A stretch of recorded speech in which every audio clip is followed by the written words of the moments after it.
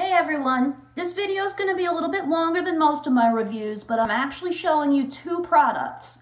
Ninja just put out two brand new coffee brewers. On the left we have the Ninja DualBrew.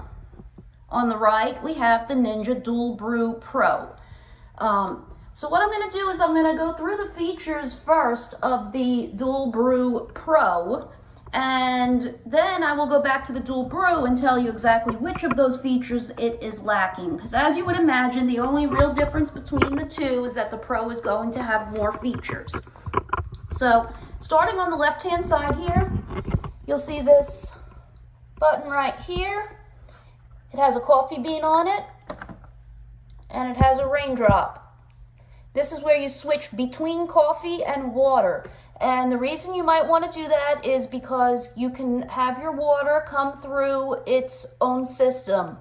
And therefore it's not going to be going through the same pipes that your coffee would be going through, so it's going to be cleaner. In the back, we have milk frother. Down here on the bottom, we have the scoop, and it's both a small and large scoop. Come around to the other side, you have your water canister. The interesting thing about this is you can take this water canister off and mount it in the back of the unit. So if you don't have a very wide space to put your coffee machine, but you do have a deep space, you can set it up in that fashion with the water in the back, and it'll maximize your space on your countertops. So first thing I'm going to do for you is go through just brewing a simple cup of water. So taking out a cup, this is a small cup, so what I'm going to do is pull down this nifty little shelf, which will bring the cup closer to the spigot. And I'm going to make sure that this dial over here is set to water. Then I can press this water temperature button and cycle between boiling water or hot water. I'm just going to choose hot. Over here, I can choose the number of ounces that I want to brew.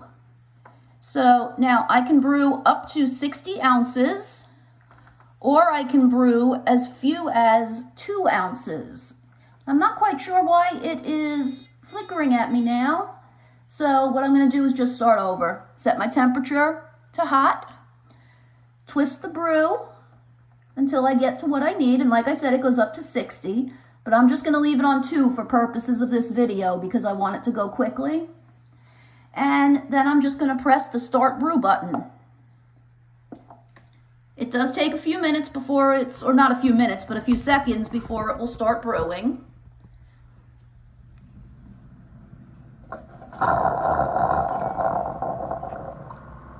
As you can see now that it's coming out. I did previously have coffee in this cup, so it might look slightly discolored, but you can see that it is in fact water that came out, and it is in fact 2 ounces of water. Okay, so the next thing that I want to try is a K-cup. The way that the K-cup function works, I'm going to raise this up here for you, is that you would come over here and pull this out from the locked position and pull it up. Place your K-cup into the chamber, lock it down. Make sure that you have this set on beans and not water, otherwise only water is going to come out even though you have a K-cup in the chamber. So we're going to choose a brew style. The brew styles are classic, which is going to be a little bit weaker, and then rich, over ice, and specialty, which gets stronger as you go down the line. Since we want to do this quickly, I'm going to put it onto the brew style of classic so that it goes quicker. Then I'm going to come down here, and I'm going to change to a very small brew because I want it to go quickly. I'm going to take another small cup, put it on top of the shelf, and just press start brew. And I should get a 6-ounce cup of coffee.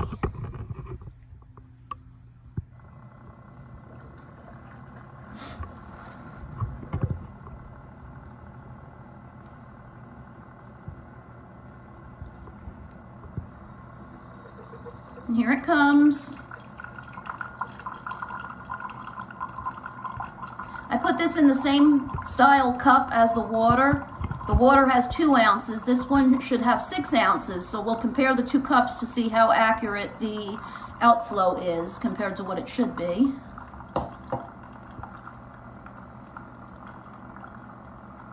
And as you can see, this coffee looks like it's very weak. That's because I have it on classic. It's brewing as quickly as it can to make a weaker cup of coffee. If you put it onto one of the other settings, the water is going to come through more slowly and you're going to get a stronger brew. And you can see when I set the 2 cups next to each other that in fact one does have 2 ounces, one has 6 ounces. Okay, next thing we're going to do is to show you how you can make a fancy drink with this if you're into fancy cappuccinos and such, or lattes. To do this, we're going to use a taller cup. So we're going to put this up so that it can fit a taller cup.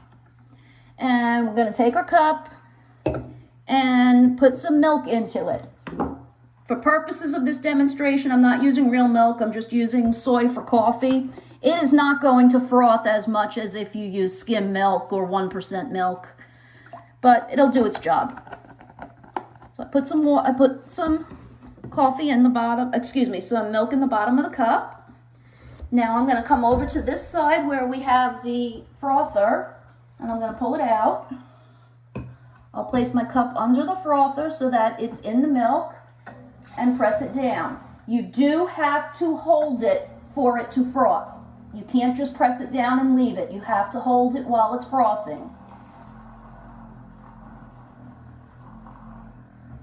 Move it around. Now, if I spent a lot of time, I would get this to go up to about triple its normal volume, but I am going to stop sooner, only for purposes of this video because we want to be able to get things done quickly.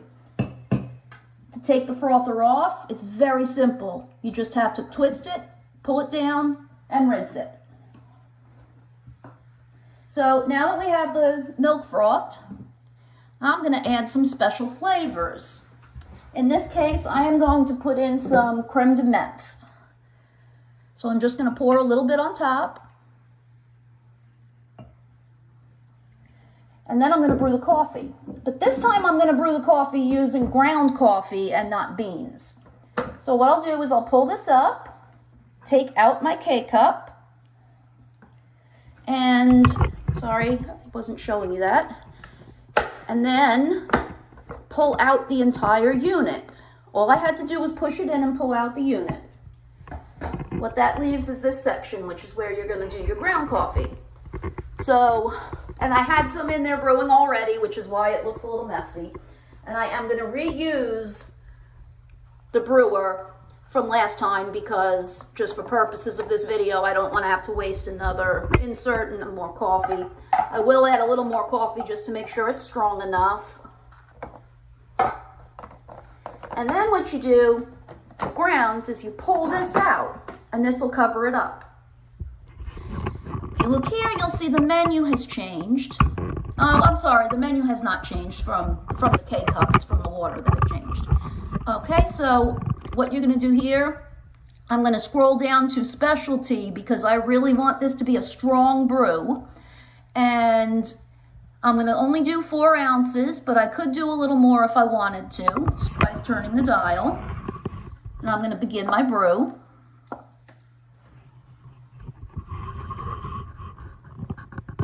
Again, it's going to take a few seconds before it starts. Now, what I would normally do after this process of brewing, I would do the milk and then add some flavoring.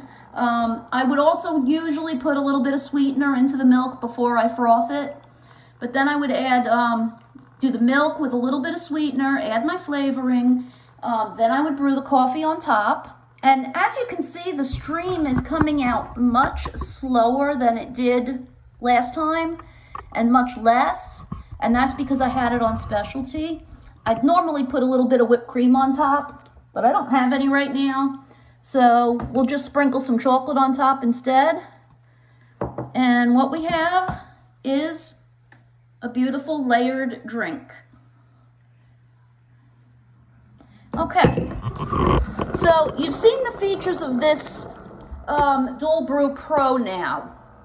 For the most part. You can also set timers on it, set the date, set the time. Oh, I'm sorry. I actually didn't wait the full time and the coffee was still coming out. That is my fault entirely. Always give the brewer enough time to finish its job. I did not. And I did think that it was a little short on the coffee, but I kept going because it stopped. Anyway, I'm allowing the rest of the coffee to come in here now, and it actually does in fact look like a better cup of coffee now than it did before. So moving on though, what features do we not have on this brewer? This is the Ninja DualBrew, not the Pro. Okay, here are the differences. First off, this only mounts on the side. You do not have the option of putting it in the back. The pull down is very nice. It's plastic, but it's a lesser quality plastic than on the other one, and it doesn't have the stainless steel on top of it. On the side here, you'll see that you do not have the milk frother, and you do not have the separate chamber for the water. So without the separate chamber for the water, it's going to be like most coffee pots where you're just going to click brew with nothing. You put nothing up in here, click brew, and your water comes out, and it shares the same chamber as the coffee that you were going to make. You can't do your specialty drinks because you don't have the milk frother unless you get a freestanding milk frother. And let's see what the other, the types that you can do: classic coffee, the rich coffee, which is a little stronger, over ice, which is stronger yet, but it does not show the specialty, and that's because they're not brewing something close to an espresso for you on this machine, because it's assuming that you just want coffee and that you don't want to make those specialty drinks that usually require milk.